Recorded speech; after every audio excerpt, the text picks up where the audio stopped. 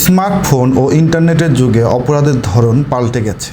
অনলাইনে বা ডার্ক ওয়েবে বা ক্রিপ্টোকারেন্সি ব্যবহার করে যারা অনলাইনে মাদক কেনাবেচা করছেন বা মাদকের বিজ্ঞাপন প্রচার করছেন, তারা হয়তো ভাবছেন যে আপনারা পুলিশের হাতের নাগালের বাইরে রয়েছেন, পুলিশ আপনাদেরকে গ্রেপ্তার করতে পারবে না বা আপনাদেরকে ট্রেস করতে পারবে না। কিন্তু মনে রাখবেন 2026 সালে আইনে আপনাদের জন্য সংযুক্ত হয়েছে কঠোর শাস্তির বিধান। এখন আপনার কাছ থেকে যদি কোনো ধরনের মাদক উদ্ধারও না হয়, কিন্তু অনলাইনে বা ওয়েবসাইটে বা ডার্ক ওয়েবে বা ক্রিপ্টোকারেন্সি ব্যবহার করে যদি আপনাদের কোনো ধরনের মাদকের সাথে সংশ্লিষ্টতা পাওয়া যায়, সেক্ষেত্রে কোনো ধরনের মাদক উদ্ধার না হলেও আপনাদের জীবনে নেমে আসতে পারে এক ধরনের কঠিন শাস্তি। 2026 সালে অনলাইনে বা ডিজিটাল প্ল্যাটফর্মে মাদক কেনাবেচার ক্ষেত্রে একজন ব্যক্তির সর্বোচ্চ শাস্তি মৃত্যুদণ্ড নির্ধারণ করা হয়েছে। হ্যাঁ, ঠিকই শুনেছেন, অনলাইনে মাদক কেনাবেচার ক্ষেত্রে সর্বোচ্চ শাস্তি সরকার মৃত্যুদণ্ড নির্ধারণ করেছে। আজকে আমরা বিস্তারিতভাবে আলোচনা করব যে 2026 সালে মাদকদ্রব্য নিয়ন্ত্রণ আইন 2018 যে সকল গুরুত্বপূর্ণ সংশোধনীগুলো নিয়ে আসা হয়েছে সেই সকল বিষয় নিয়ে। আসসালামু আলাইকুম, আমি Mohammad Samiul Islam Prince, advocate, Bangladesh supreme court. ভিডিওটি শেষ পর্যন্ত দেখবেন, ভালো লাগলে শেয়ার করবেন।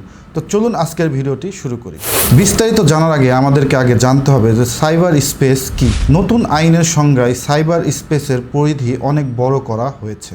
এখন শুধু আপনার মোবাইল বা ল্যাপটপ নয়, কৃত্রিম বুদ্ধিমত্তা বা এআই বা ব্লক চেইন বা cloud computing, internet of things বা আইওটি থেকে শুরু করে যে কোনো ধরনের ডিজিটাল প্ল্যাটফর্মকেই সাইবার স্পেসের আওতায় নিয়ে আসা হয়েছে। অর্থাৎ প্রযুক্তির কোনো ফাঁক ফোকর দিয়ে আইনের চোখকে ফাঁকি দেওয়ার আর কোনো সুযোগ নেই। তো চলুন আমরা দেখি যে মাদকদ্রব্য নিয়ন্ত্রণ আইন 2018 কোন কোন ধারাতে গুরুত্বপূর্ণ সংশোধনীগুলো নিয়ে আসা হয়েছে। সবচেয়ে যুগান্তকারী বা কঠোর যে দুটি ধারা সংযোজন করা হয়েছে সেটি হচ্ছে 35-এর ক ধারা এবং 36-এর ক ধারা। আগে মাদক কারবারি বা মাদক ব্যবসায়ীদেরকে ধরতে শারীরিক প্রমাণের উপরে ভিত্তি করতে হতো, কিন্তু এখন সোশ্যাল মিডিয়া বা ইমেইল বা হোয়াটসঅ্যাপ বা ডার্ক ওয়েব ব্যবহার করে যদি কেউ মাদকের বিজ্ঞাপন দেয় বা ক্রিপ্টোকারেন্সি ব্যবহার করে যদি মাদকের টাকার লেনদেন করে, তবে সেটি ভয়ঙ্কর অপরাধ হিসাবে গণ্য হবে। সবচেয়ে ভয়ঙ্কর ধারা হলো 36-এর ক ধারা। এই ধারা অনুযায়ী যদি আপনার নিকট হতে 1 গ্রাম মাদক উদ্ধার না হয়, কিন্তু ডিজিটাল ফরেন্সিক বা সাইবার প্রমাণের ভিত্তিতে যদি দেখা যায় যে আপনি অনলাইনে মাদক কেনাবেচা করার ক্ষেত্রে মেসেজ আদান প্রদান করেছেন বা অনলাইনে মাদকের কোনো ডিল করেছেন, তবে অপরাধ প্রমাণিত হবে। আর এই অপরাধের সর্বোচ্চ শাস্তি কি জানেন? সেটি হচ্ছে মৃত্যুদণ্ড, সাথে অনূর্ধ্ব 20 লাখ টাকা জরিমানা। আর যদি কোনো আন্তর্জাতিক সংঘবদ্ধ চক্রের সাথে জড়িত থাকেন বা আপনার ডিজিটাল ফরেন্সিক বা সাইবার প্রমাণের ভিত্তিতে যদি প্রমাণিত হয় যে আপনি আন্তর্জাতিক অপরাধ চক্রের সদস্য, সেক্ষেত্রে জরিমানার পরিমাণ 50 লক্ষ টাকা পর্যন্ত বৃদ্ধি পেতে পারে। মনে রাখবেন যে অপরাধীদেরকে ডিজিটাল জগৎ থেকে টেনে বের করতে এই আইনে বেশ কিছু প্রয়োজনীয় ব্যবস্থা গ্রহণ করা হয়েছে। ধারা 35-এর খ এবং 35-এর গতে এই বিষয়গুলো বিস্তারিতভাবে বলা রয়েছে।